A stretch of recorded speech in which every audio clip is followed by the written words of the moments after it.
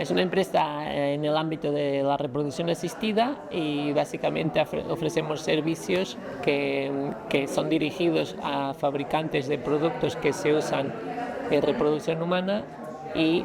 a clínicas que nos usan como para ayudarles a implementar nuevos procesos y mejorar en sus eficiencias.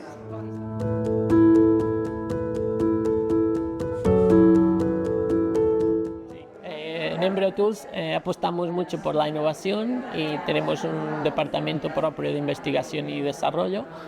y dentro de esto nos interesa particularmente, tenemos varios proyectos relacionados con una mejora de la calidad ovocitaria, porque creemos que es la pieza fundamental para que los tratamientos de reproducción asistida tengan éxito al final. Entonces llevamos varios años trabajando en diferentes proyectos con este objetivo, que es al final mejorar la calidad ovocitaria.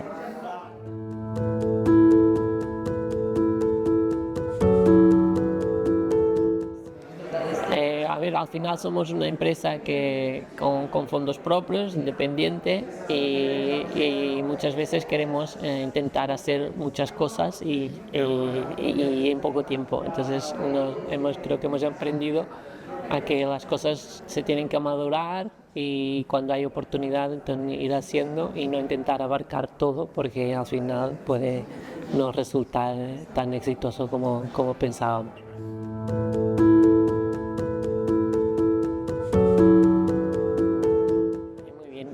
Creo que el parque científico para nosotros ha sido clave, porque tiene una serie de servicios que apoya a empresas que cuando están implementándose son muy importantes. En nuestro caso en particular, como ofrecemos servicios y trabajamos en modelos animales, aparte del estabulario, Animal Facility, es crucial, y a lo largo de estos años hemos tenido oportunidad de aprender, de ayudar a mejorar este servicio, y a día de hoy es fundamental. De otra manera no podríamos hacerlo en otro sitio o con un servicio que no pudiera aportar a estas condiciones. Entonces esta relación está bien consolidada, estamos muy contentos de estar aquí.